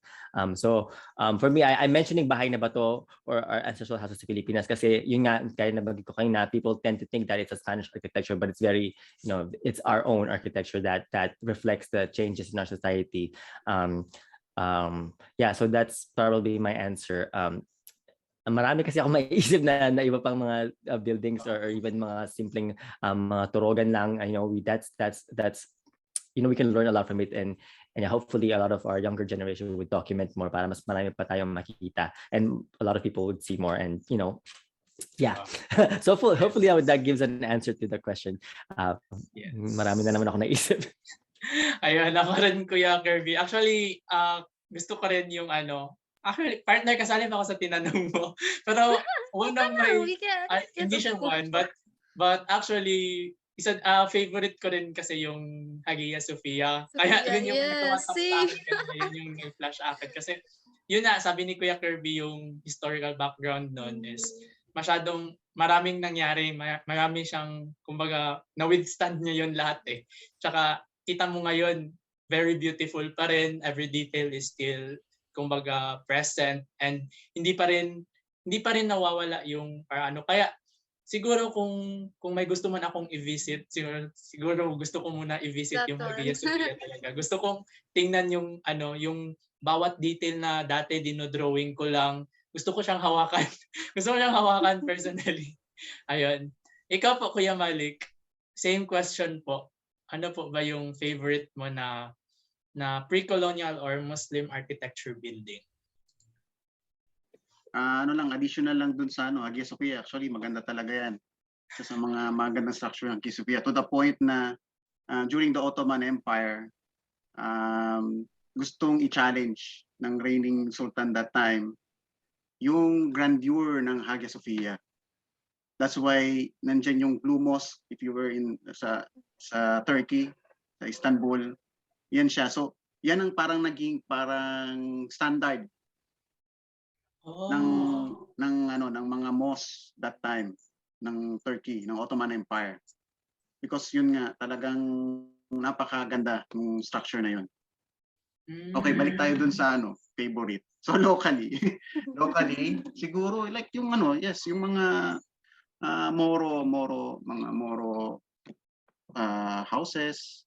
Like yun nga, yung Turogan. Actually, we have a Turogan yung family namin. Pero I'm not sure kung talagang Turogan ba siya or hindi Turogan. Yun lang talaga, it's medyo, kasi it's family owned na structure. So, tsaka hindi lang naman, marami kasing pamilya na involved. So, alam mo yun nga, medyo masakit na unti-unti na siya because yun nga, walang masyadong hindi masyadong binibigyan ng pansin yung structure na yun. So inshallah siguro sana magkaroon tayo ng chance na ma-preserve yung namin, yung Turogan na yun. Yung Turogan ba talaga yung ma-consider. And also yun, yung Sheikh Karimul Makhdum Masjid dun sa syempre yun yung pinakauna, considered as the first masjid dito sa Pilipinas. abroad, sa labas is yung yung first naman na sinabi ko kanina, yung nabanggit ko kanina is yung sa Makkah, yung Makkah al-Mukarramah. Because of its simplicity, yung Kaaba doon, yung cube structure niya, yun yung parang naging basis, yung pinaka naging first structure ng kung consider natin na Muslim or Islamic architecture, yun siya. Ayun. No.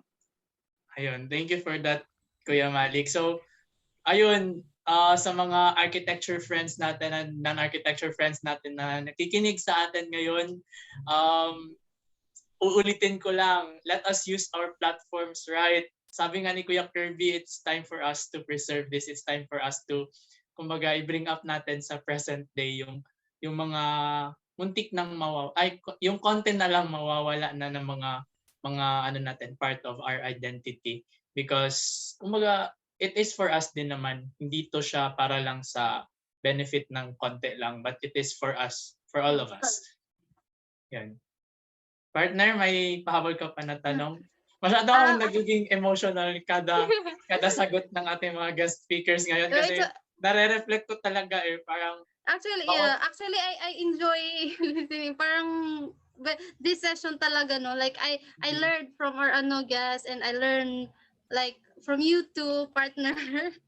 So masyado akong nagiging parang yung atake sa akin, yung impact ng bawat sagot ni Kuya Kirby tsaka Kuya Malik is parang na-emotional ako bigla kasi yes. kasi partner, as an architecture student, 'di ba, syempre yung plates, if Kuya Kirby doesn't know, meron kami plates, Kuya Kirby, na kumbaga dinodrawing namin, sinusketch namin yung mga different structures, mga depende sa profs namin. So ayun, parang lahat ng mga nagawa ko, lahat ng mga na-draw ko na mga plates, parang ganun pala yung story nun. Ganun pala yun, yung Istanbul.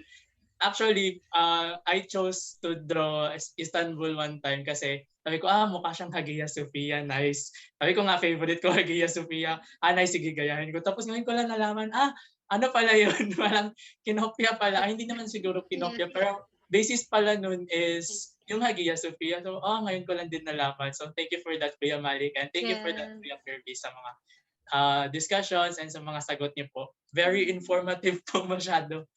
Yes. Ikaw, partner. And same actually, partner, kasi diba as a graduating student, like actually lahat din nagfa-flashback sa akin while they're discussing, no, especially pag kay Kuya Malik about doon sa dinidiscuss niya kanina about sa Hagia Sophia, and I was like lahat like same sila ng sinasabi ng prof ko sa history. I was like, parang like everything's coming back, and then so I'm glad that because of this na-recall natin yung mga ganong bagay, yung mga ganong memories or learnings, and then mas nadadagdagan pa through this. Thank you so much po. Maraming salamat po. Mayroon kayo po ba, Kuya Malik and Kuya Kirby? Baka may questions po kayo for each other or for everyone po. Q&A portion po to. Thank you for that wonderful question. Question ako kay Kuya Kirby. Sige po. Okay, go Kuya. Okay. Kailan mo i-upload yung bago mong video sa YouTube mo? Nag-aantay kaming live, Kuya. Kagabi lang siya nag-upload. Kagabi meron niya, kagabi. Kagabi, okay. Yeah. Okay, sige, papanoorin ko yan. Turn on na yung notification. Subscriber mo ako. Thanks for the question. Yeah, kaka-upload lang kagabi. Ayun, naka-turn on yung notification bell, right, Kuya Kirby? Thank you. Naka-subscribe na, yes. Salamat. Kagabi lang din namin napag-usapan nila Ate Kate and sa Ate Kate yung tech natin. Kagabi lang namin napag-usapan na, grabe, akala ko nga architect ka po, Kuya Kirby, kasi the way you designed yung mga concepts mo sa vlog, parang product ng architecture. Tsaka si Kuya Malik, ngayon ko lang din nakita, din pala, architect si Kuya Malik. So ayun, si Kuya Kirby naman is historian. Ayan, sa mga architecture friends natin dyan and non-architecture friends, if you have questions po about Islamic architecture, you may contact po si Architect Malik, and if you have questions about pre-colonial era or yung mga about sa culture natin, about sa history natin dito sa Philippines. Kahit nasa California yan, ang dami niyang alam dito sa Philippines. True. Kaya And subscribe watch na kayo kayo ng sa vlogs. YouTube channel ng ating Yes. guest speaker. Ayan, ikaw Kuya Malik, meron ka bang YouTube channel? Baka Sinerch ano ko lang siya. ako, Actually. subscribe lang ako. Yes. Pero actually may yun nga, meron akong Facebook page na sinimulan, yung Bangsa Moro-Architecture, kung yan nyo. So medyo konti pa yung medyo konti pa yung mga content nun. So inshallah sana madagdagan natin. Ayun. Yeah. Dagdagan natin guys, let's use our Dagdagan na. platforms. Yan, picture na kayo. Send nyo tapos i-post natin doon. Yes. So, ayun. I Yan, guess nilike we ko can na. now proceed, partner. Yes. So I think so there we have it, guys, to our listeners and to our dear guests. Thank you so much for clarifying and explicitly sharing to us your knowledge and expertise about Muslim architecture in the country. I know we have a lot of questions po in mind, and today's topic is so relatable po that we don't want it to end. But unfortunately, everything must come to an end. So is our episode today po. So, but Architect Malik and Kuya Kirby, we are grateful to both of you po for accepting our invitation to be part of this episode on architecture in Muslim Philippines. Maraming salamat po, and I hope that our listeners are inspired after this talk with you po. Yes, partner. Totoong napaka-informative, napaka-forward-looking, and masyado tayong maraming natutunan sa ating mga guest speakers ngayon. Hindi lang na-reiterate, hindi lang na-retell yung mga different stories, different knowledges na dapat nating matutunan. No? Kumbaga, natutunan talaga natin on this day. So, kaya I'm pretty sure that our listeners and ang mga ka-archi natin ng mga friends and mga non-architecture friends natin, they have learned something new that they can use sa kanilang mga plates, sa reference for their concepts, design concepts, and even in designing sa mga interior designing nila, sa different subjects, lalo sa pag-draw, ganyan. So, we can use our knowledge na na-acquire natin today sa mga ganong mga bagay na ginagawa natin. So, alam ko ikaw rin, partner. Alam ko ang dami mo rin natutunan. Super. Saka dami mo na-contemplate dyan. Kahit sabihin graduating na ako, pero yung mga natutunan ko right now or these days, like, okay, bagong-bago pa lang. Yun nga sabi ko, yung sinasabi nilang konti lang yung knowledge ko about this. Parang yun yung knowledge ko sa 5 years. Na yun sa kanila. Pero yes, ang gagaling ng ating mga guest speakers, no, very wide yung knowledge nila about this certain topic. Kahit nag-disclaimer si Kuya Malik kanina na hindi daw siya expert sa ganitong field, pero ang dami niyang nasabi, dami niyang nabahagi sa atin na learnings. Same with Kuya Kirby. Personally, ang dami ko natutunan kay Kuya Kirby tsaka kay Kuya Malik.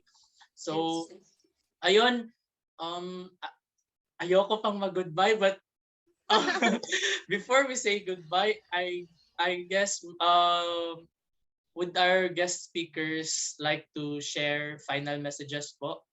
Meron po ba kayong gustong sabihin? Hindi, dapat meron kayong sabihin. Gusto ko pang namin marinig actually. Oo, gusto ko pang makinig. Doon tatahimik ako whole day, makinig lang. Sige, start muna tayo kay Kuya Kirby na lang din. Ayan. For me, I guess my final words or closing thought would be, marami ako actually naisip, but advice na I can share is to be creative.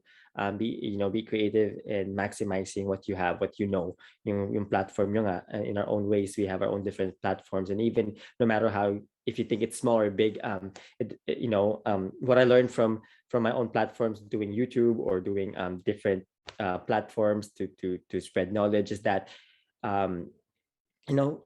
the audience will find you. The people who wants to listen will find you. And even if you start small, little by little, lalawak yan. Little by little, lalawak yung kaalaman natin. Basta, passionate ka, lalabas yung, pag talaga nilabas mo yung passion mo, a lot of people will find you. People will listen. And the more people listen, the more, the more we spread our knowledge and our knowledge about our past, about our culture, and how we can use that to forge a better path sa future ng community natin, ng bansa natin. So be passionate, and I guess saan nanggagaling yung passion na yan, or yung knowledge na yan. For me sa Pilipinas, I guess my advice is that don't look at our diverse culture, diverse traditions as divisive, no?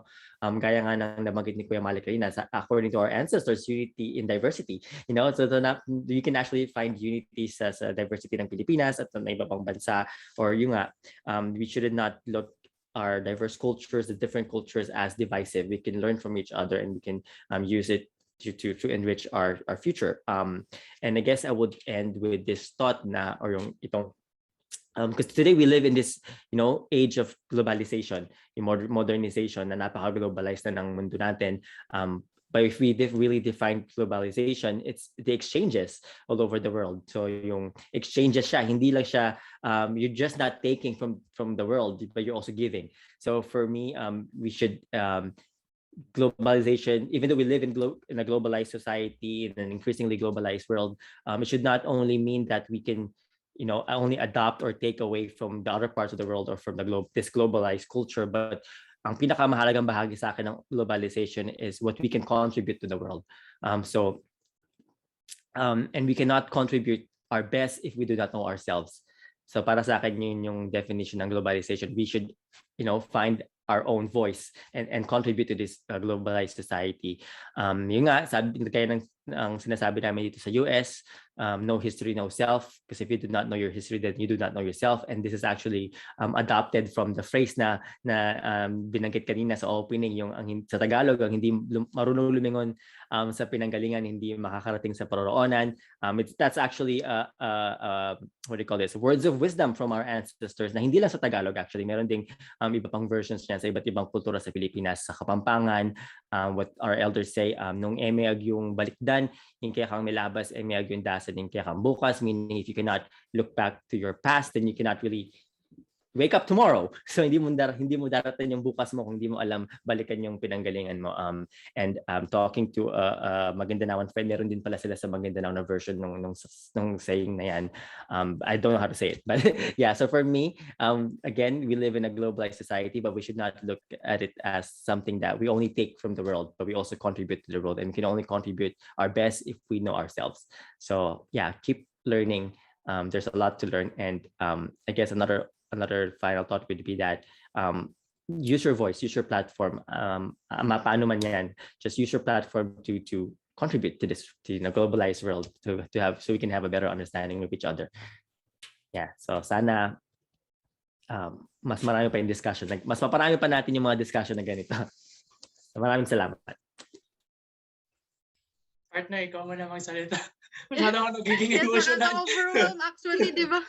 Hindi Final words na lang, final message na lang, pero grabe pa din yung... Totoo. Yeah, so, totoo yung diba? parang panawagan sa youth, sa generation natin ngayon. Gusto ko lang talaga ulit-ulitin to. Let us use our platforms, right, talaga. Let us be the voices that will stand for our architecture, for Islamic architecture, for our past, for our pre-colonial era. Kasi if we're not here to stand as voices for this, sinong magpapatuloy nito, 'di ba? Tayo lang naman. I guess ito yung tinutukoy talaga ni Jose Rizal, na tayo yung pag-asa ng bayan, because tayo yung nag-a-acquire ng mga knowledge about this, and it is time for us to use our voices talaga. Kaya masyado ako nagiging emotional when Kuya Kirby said, use your voices, use your platforms. Kasi a lot of us don't know how to use their platforms, right? Maraming, kumbaga, hindi ko naman sinasabi media illiterate, pero we don't know kung ano talaga ang essence ng platforms natin. Kaya sa mga nakikinig sa atin dyan, ng mga architecture friends and non-architecture friends, a simple share or a simple way of taking pictures yung pagma-my day, ganon. Ang laking tulong na niyan. Kaya be the voice, stand up, and use your platforms right. Ayun. Kuya Malik, Kuya proceed Malik. na tayo. Baka maiyak pa ako dito. Kuya Malik, your final message po. Yes. Parang hirap sundan yung kay Kuya Kirby na message. Pero ano na lang, no? Kasi, history.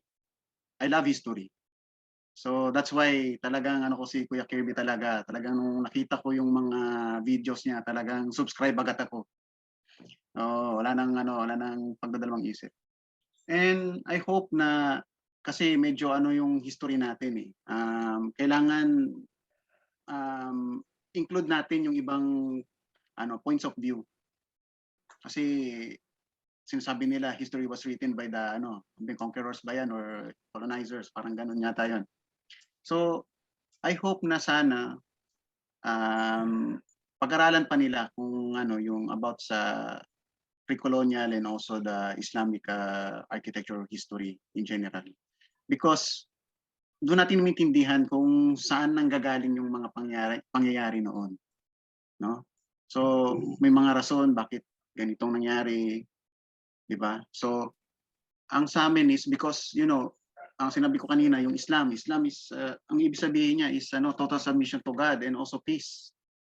So we hope na sana through this yung architecture and also yung mga ganitong session na we spread peace sa lahat by knowing kung ano ba talaga yung identity ng isang grupo or ng isang society. Yes. So yun lang. Ayoko na nga baka mas maging emotional pa kayo. Totoo din naman. Naging yun na, emotional yun lang. naman ako. Yes. Totoo. We are diverse but iba-iba tayo ng beliefs, iba-iba tayo ng prinsipyo sa buhay, but by simply educating ourselves, by simply knowing and understanding the differences we have, we can learn or we will be able to respect them. Alam natin ako hindi ko naman alam kung ano talaga yung Islam talaga. Personally, hindi ako Islam hindi ako Muslim, pero upon knowing, upon educating myself, mas nagiging culture sensitive individual, tsaka mas nakaka-communicate ako well, and mas naging partner ko pa si Ate Alia, di ba? Kagabi lang Ganun nga kami yung, nag-meet. yes. Ganun nga yung sabi ko kanina, partner, that more sa amin na Muslims or sa akin na Muslims, I am really happy and excited para sa inyo, sa non-Muslims, to hear about this or to listen sa podcast natin. Kasi this is like a really great chance for them to know about Islamic architecture. Yes, totoo. Ako din naman, partner. Kagabi lang din kami nag-usap po ni Ate Alia, no? Pero personally, meron akong I had many I have many Muslim friends. Meron akong isang friend noong senior high school na na tinuturuan niya ako yung Arabic calligraphy, yung mga ganon. Kaya tapos ako, ba't naging discussion, final message. Pero sige, patuloy ko na lang. Ako, I'm a sacristan or altar server sa Catholic na religion, and meron akong naging seatmate na Muslim, and kumbaga siya yung parang masyadong devoted, parang sunod talaga siya sa yapak ng mga Muslim. Kaya it's good to sabi nga ni Kuya Malik na we need to understand each other, find the common ground, for us to be able to respect din, kasi she will not be able to respect me kung wala siyang alam about sa akin, and I will not be able to respect her kung wala akong alam, kasi yung simple na pagsabi ng different words na masama pala yung meaning sa Muslim, kung hindi ko yun alam, edi nabastos ko siya or nainsulto ko siya, yung ganon. So by simply educating ourselves, by simply opening our eyes sa different knowledge about this different information, lalo na ito, UAPSA-Litaan is just a platform. One of the platforms na pwede nating gamitin for us to educate ourselves. Maraming ways to educate ourselves. One is to watch Kuya Kirby's vlogs. Second, to listen to UAPSA-Litaan. Third is to learn to our professors. And fourth, I guess this is this is the best and this is the most important, to socialize and learn how to communicate. Kasi with communication, marami din tayong natutunan. Yes. Oo. Diba, like this setup pa lang sa pag-uusap natin ngayon. So like super madami na. So what more kung we go and like talk to other people pa. So mas madami pang insights and learnings, diba? Totoo. Ma-address natin yung mga kahit minor societal issues lang na address natin through proper communication, di ba? So, ayun. Gusto ko pa Ay, Kuya Kirby, baka may Kuya Kirby, you were gonna say something. I was just gonna add, dagdag ko lang sa you also listen to our elders then. You don't just dismiss the stories of our elders. A lot of our culture and traditions were passed down orally sa Pilipinas instead of, kasi napaka-Western perspective nung dapat nakasulat lang. So a lot of our knowledge from our past have been passed down orally. And don't just simply dismiss it kasi in a more globalized society, sinasabi na dapat documented. So I guess, yun nga, I guess my advice would be listen to our elders then and document our elders kasi kung, to help preserve their knowledge then and spread the knowledge. Yun lang. Dagdag ko lang. Totoo yun. Yes. Sorry for forgetting, Totoo, pero actually. Totoo yun. Kasi meron din ako mga social media friends, mga FB friends ko na kapag nag-share ako ng mga orally passed down na mga information, yung palaging tinatanong is, nakasulat ba yan sa book? Hindi man yan totoo, hindi yan fact. Wala yan sa book, wala kang reference. Can't I say na ito yung sabi ng lola ko? Of course I can. Pwede kong sabihin kasi my lola or yung mga ancestors ko were, kumbaga, ano nga yun tawag sa kanila, partner? First na sila yung naging witness talaga, ayun. Yes. First hand na mga witness. Okay. Kaya sila yung andun eh. Why won't we believe them, 'di ba? Kung ayaw nating paniwalaan, at least let's open our ears to hear them out. Kasi let's give them time to elaborate ba, kumbaga, to explain their thoughts to us. Kasi it's one way, it's actually communication. That's how communication works. It's for us to understand the other party, di ba? Ayun. Yes, and if we just give time to listen to them and to really listen to them, like ma-observe talaga natin, like grabe pala din yung perspective nila, and then the things they can share to us. Personally, I love listening to my lola din, to my babo in Maranao, and grabe yung mga na learn ko each time na we talk about sa history namin, sa place namin, ganun. And by simply by simply listening, 'di ba? So kung ano yung na-learn ko sa kanya, I can share to other people. So parang ripple effect, what I learned, tas hanggang sa dumami. So that's yan. Yes. Kung napapakalat natin yung mga fake news, yung mga chismis, ipakalat din natin, mas ipakalat natin yung tama, di ba? Tama, yes, that's true, partner. Oo, napapakalat nga natin yung chismis sa kapitbahay. Ang bilis-bilis mag-marites, di ba? Yun yung term ngayon, marites. Pero kung kaya nating magpakamarites para sa fake news, magpakamarites din tayo para sa ating history, sa ating backgrounds. Kasi important, ayun, by simply internalizing na ito yung duty natin, ito yung responsibilidad natin as hindi tayo nabuhay dito sa Pilipinas para lang mag-selfie ganon, para magpa-cute sa social media. But this is part of our responsibilities. This is part of our duties. Kaya stand for it. Ayun yung masasabi ko sa mga fellow youth ko dyan. So ayun. Wala na ba? Thank you again to our guest speakers. Thank you for making this. Maraming salamat po, Kuya Malik and Kuya Kirby. Yun. Especially Thank you Kuya for that. Kirby, pwede na po kayo matulog. Yes, and okay, so I think there we have it, mga ka-UAPSA and dear non-architecture friends. Once again, this has been your host, Alia Guiwa from UAPSA-LIF. And Aljon Sorilla from UAPSA-NDDU chapter. Greeting you all a happy National Architecture Week. Make sure to follow us on our official UAPSA National socials. Our handle is at UAPSA National on Facebook, Twitter, and Instagram. To stay in the loop, you can also subscribe to UAPSA TV on YouTube and Haligi Publication on Facebook, UAPSA's official publication. Yes, I guess this is the right time to plug our guest speakers platforms. Sa Kuya Malik, promote your FB page. Okay, yung sabi ko kanina kung pwede niyo i-check yung FB page namin. Actually, ako lang yung nag-manage is yung Moro-Architecture.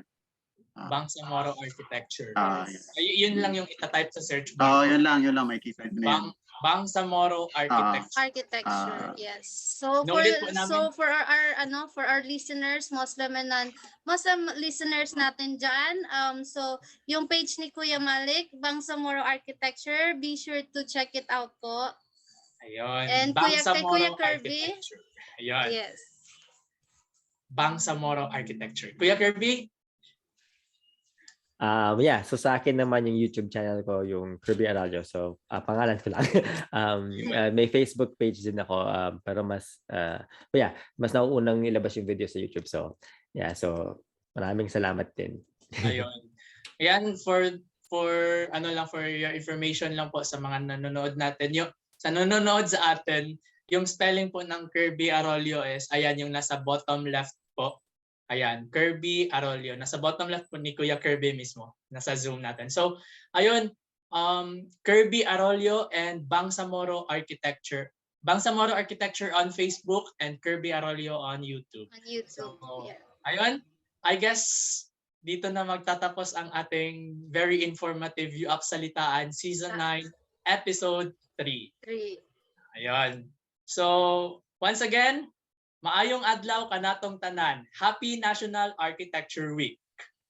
And Assalamualaikum warahmatullahi wabarakatuh. Good day everyone. Happy National Architecture Week. Thank you. Bye. Thank you po. Ayun. Thank you po Kuya Kirby and Kuya Malik. Thank you po Kuya Malik, Kuya Kirby. Grabe. That was nice. I love it. Din. Damn. Okay, so ayun. Ito si Kuya Kirby, Kuya Kirby, parang ikaw yung Kuya Kirby, parang ikaw yung tapos na po yung recording po. Pwede na po kayo mag anything you want to say po. Pero Kuya Kirby, kanina ko pa gustong sabihin pero baka kasi mali. Parang I think ikaw yung pinapakita sa amin sa projector every time dati yung history. Parang ikaw ata yun talaga yung background kasi napapansin. Parang ikaw talaga yun. Salamat kung sino nag-project. Salamat.